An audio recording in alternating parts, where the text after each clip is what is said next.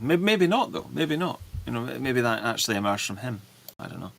It's interesting because I had a conversation with someone who was from India when I actually went to go and see Ed Dutton speak. I did a little quick thing about Nomos thing, so I was actually promoting the Birmingham event at that point, partially why I was there. But he's somebody who is one of the people who divides his time between the two places, and he had a very kind of first-hand take about that he feels quite aggrieved by the fact that he doesn't feel like he belongs anywhere because he was taken to basically his ancestral homeland and to see his ancestral shrines, and he said that was great and everything, but like he works and lives in Britain. He goes to India when he can, but he doesn't feel the connection with his ancestors that they felt with the land. But he basically just said, "Look, I realized I won't belong in Britain because like my shrines aren't here, my ancestors aren't buried here. Like in a spiritual sense, this land will never be sacred to me, no matter how hard I try, and it makes me really sad." And that's I think, such a powerful framing and something we forget that there is really the sacred aspect of the land and the race and the people and the ritual and all of that stuff.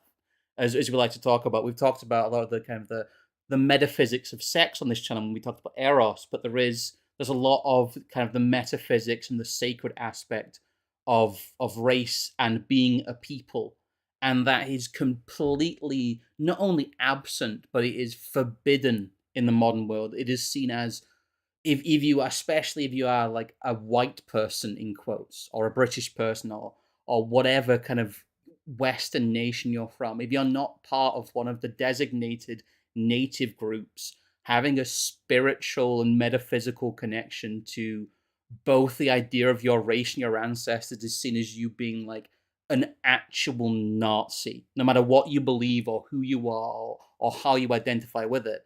That is seen as one of the strongest hallmarks of effectively being evil. Yeah, I mean, you're supposed to be nothing but a consumer.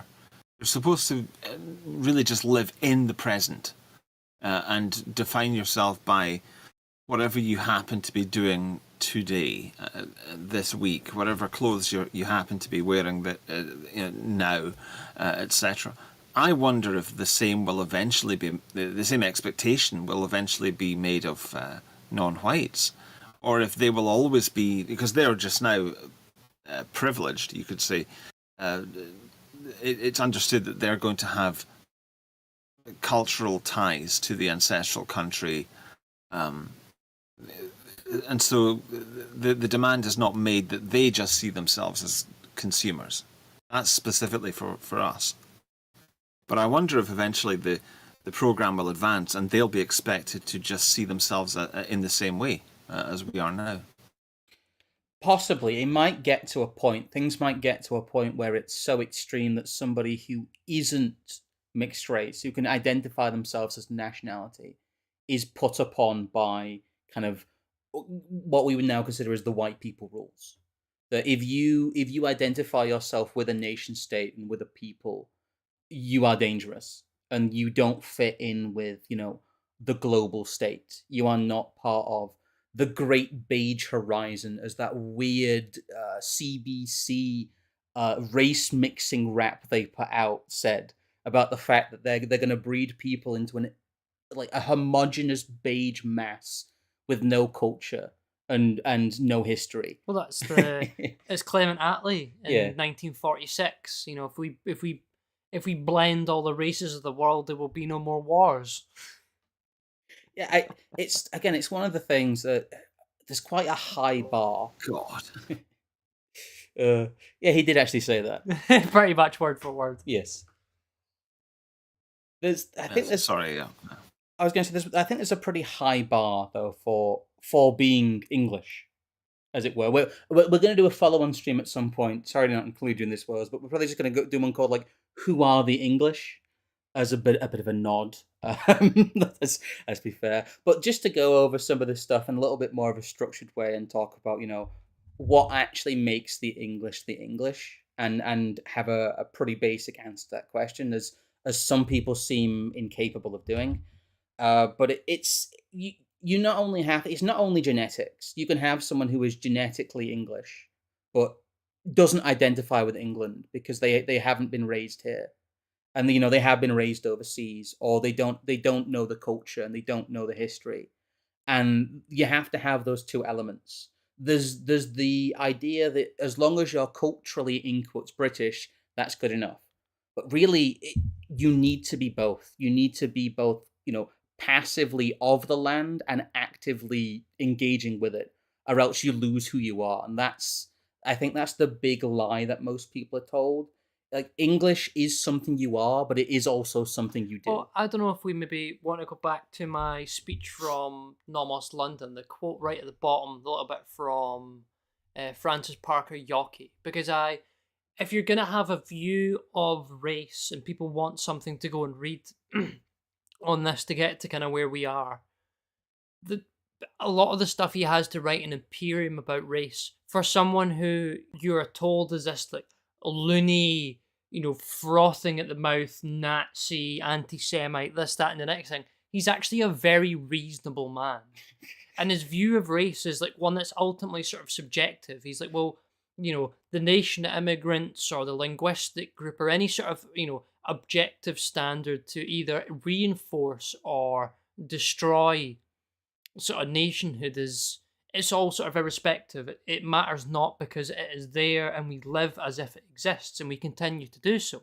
And the only certain people, and he goes on to use this phrase, men of race, are those that truly both embody and sort of exemplify the nationhood itself.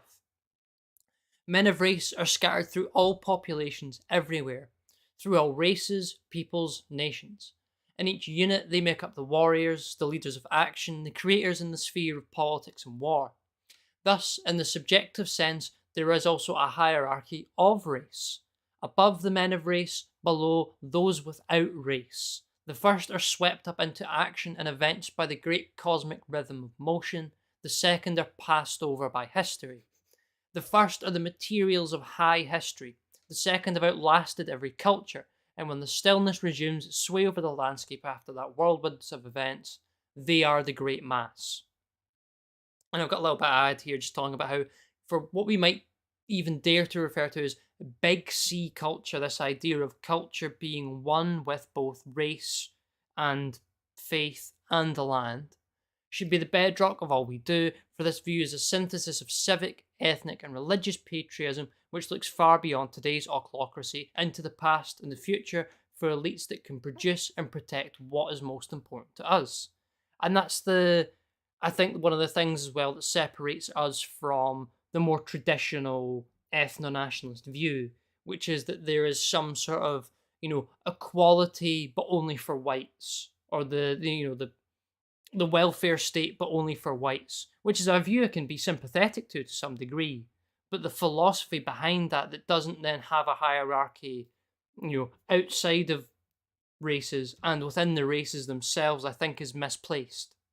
And that if you really want to get into, not necessarily, I don't know, you brought up the horseshoe earlier, but one of the things that really sets out the understanding of race within the right-wing view as opposed to the left-wing view is that the hierarchy isn't just between them, but also within. Yes. You're almost getting into the great men of the place and the time of the race kind of thing as well there. But oh, absolutely. I was doing research early this year, in January, about my hometown and Edinburgh, which is 20 miles away from it.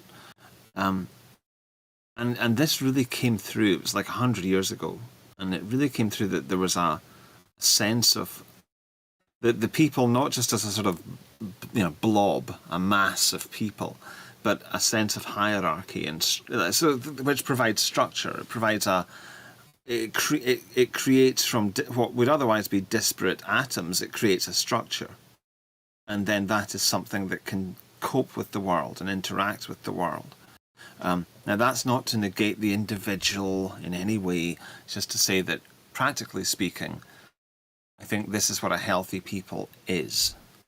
It's a collective creature, and it has abilities and tendencies and so on. But fundamentally, it has hierarchy, because without that, you're just it's just a mess. I mean, it's the whole thing about the organised minority versus the disorganised majority. It's a similar principle, really. You can either have function and structure and hierarchy, or you can have just disastrous equality everywhere.